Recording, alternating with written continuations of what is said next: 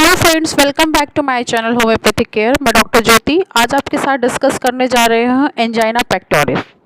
Angina pectoris is a clinical syndrome of ischaemic heart disease in which pain is of shorter durations without any permanent damage to myocardium। और other word में देखा जाए तो ischemia of the angina is reversible and transient। It is characterized by paroxysmal pain in the substernal or precordial region of the chest, which is aggravated by increased demand of the heart या heart activity is high and relieved by decrease in the work of the heart, and pain is the radiate to left arm, jaw, neck और right arm। ये more common होता है 5th decade of life में।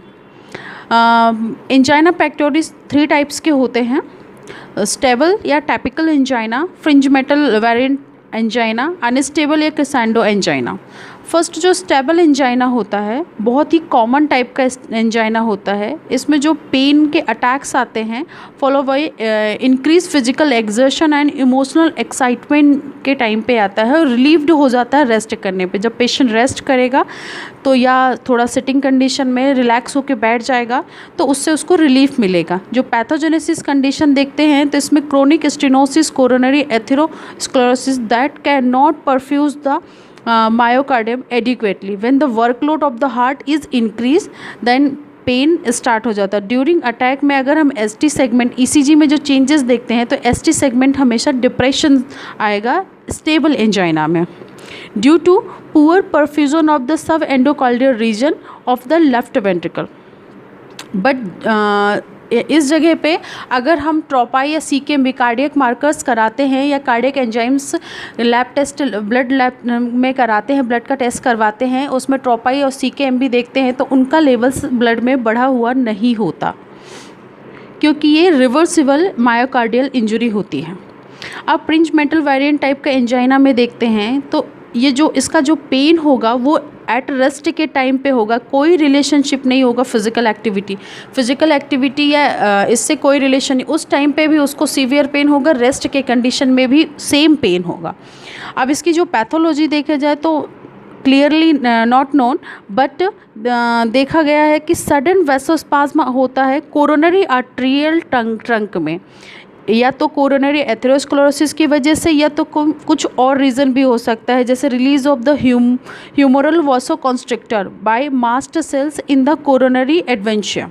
ECG में देखा जाए तो ST segment इसमें एलिवेशन होगा ड्यू टू ट्रांसम्यूरल इस्चीमिया की वजह से।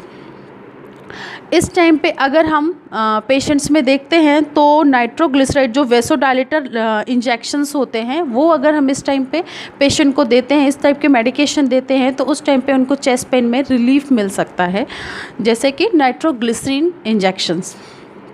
अनस्टेबल या क्रिसेंडो टाइप का एंजाइना जो होता है इसको प्री इन्फाक्शन एंजाइना बोलते हैं या एक्यूट कोरोनरी इनसफिशिएंसी भी बोलते हैं।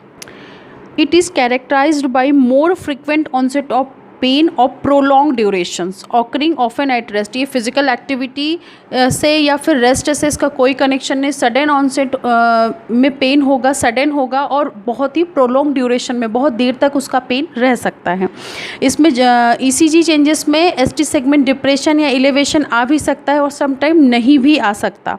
इसमें इसके बहुत सारे मल्टीफैक्टर रीजंस हो सकते हैं अनस्टेबल एंजाइना के, जैसे कि स्टेनोसिस हो गई कोरोनरी एथेरोस्क्लेरोसिस में, या कॉम्प्लिकेटेड जो कोरोनरी प्लाक है उनमें इन्फाक्ट हो जाना, रप्चर हो जाना, हैमरेज हो जाना, थ्रोम्बोसिस हो जाना, अल्सर हो जाना, या प्लेटलेट्स थ्रोम्बाई और एथेरोस्क्लेरोटिक प्लाक या वैसोस्पाज्म तो कोरोनरी आर्टरी में कुछ प्रॉब्लम्स आ जाना या ऑब्स्ट्रक्शंस आ जाना, ये सारे रीजन्स या फैक्टर्स हो सकते हैं अनस्टेबल एंजाइना के।